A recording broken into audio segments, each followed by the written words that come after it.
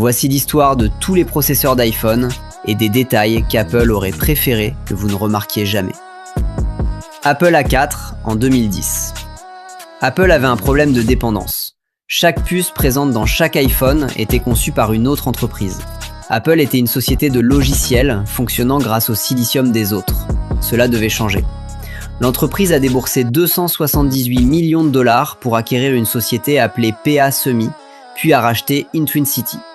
Les équipes ont été fusionnées et ont conçu l'A4, un processeur monocœur fabriqué par Samsung en 45 nanomètres, cadencé à une fréquence plus élevée que tout ce qui avait été réalisé auparavant avec la même architecture. Voici ce que la plupart des gens ignorent. L'A4 fut le tout premier processeur conçu spécifiquement autour d'un écran Retina. Apple n'a pas amélioré l'écran avant de chercher une puce capable de l'exploiter. L'entreprise a conçu la puce afin de rendre cet écran possible. Un autre détail important, l'architecte principal était Jim Keller, le même ingénieur qui concevra plus tard l'architecture Zen d'AMD. Apple l'avait recruté bien avant. Apple A5 2011. Apple a doublé les performances du processeur graphique. L'A5 offrait environ 9 fois les performances graphiques de l'A4. Les jeux sur l'iPhone 4S bénéficiaient de textures et d'effets lumineux supérieurs à ceux de leurs équivalents Android. Le jeu mobile a changé pour toujours. Mais Apple a également révélé quelque chose sur sa façon de fonctionner. Lors du lancement de Siri, l'entreprise a déclaré qu'il s'agissait d'une fonctionnalité exclusivement réservée à l'A5. Selon Apple, l'A4 ne disposait pas de la puissance de calcul nécessaire. Des hackers ont démontré le contraire en quelques semaines seulement.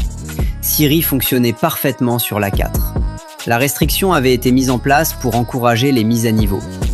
Apple A6, septembre 2012. C'est à ce moment qu'Apple a cessé d'emprunter des conceptions existantes pour commencer à construire les siennes. L'A6 introduit Swift, le premier processeur entièrement conçu par Apple à partir de zéro.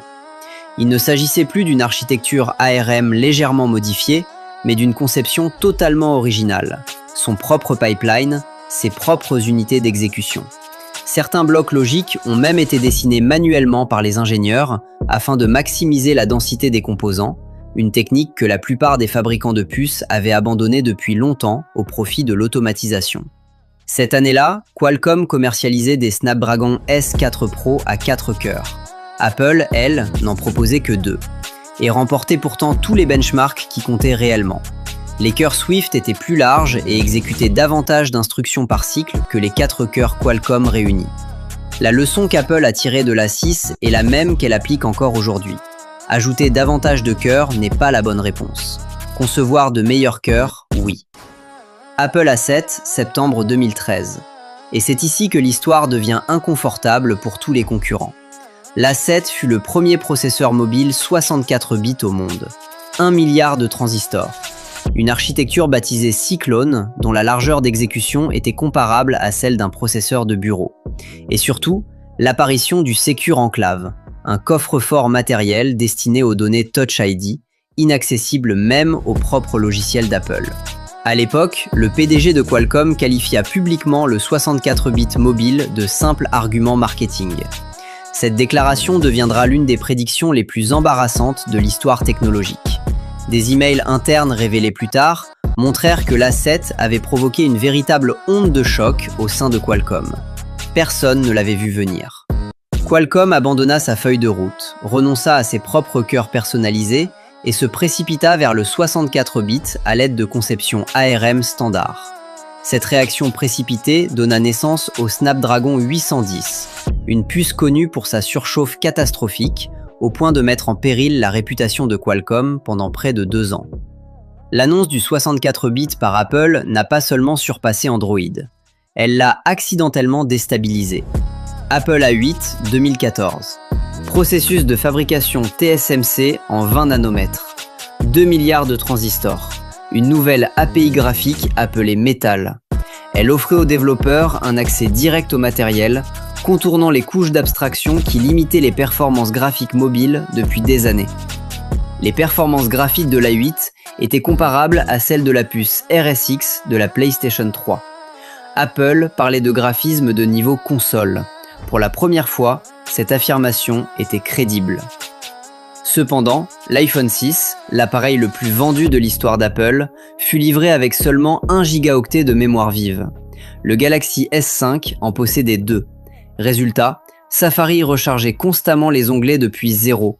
Des graphismes de niveau console limités par une décision concernant la mémoire vive qui frustra des millions d'utilisateurs pendant des années.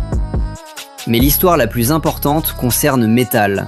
Cet accès direct au matériel n'était pas un simple détail pour développeurs. Metal est devenu la fondation graphique qu'Apple a ensuite étendue de l'iPhone au Mac.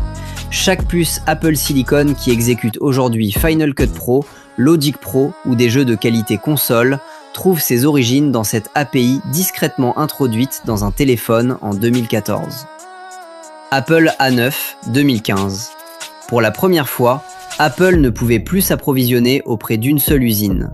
La demande massive pour l'iPhone 6S obligea l'entreprise à produire simultanément l'A9 chez Samsung et chez TSMC. Même nom. 2 puces totalement différentes. Les utilisateurs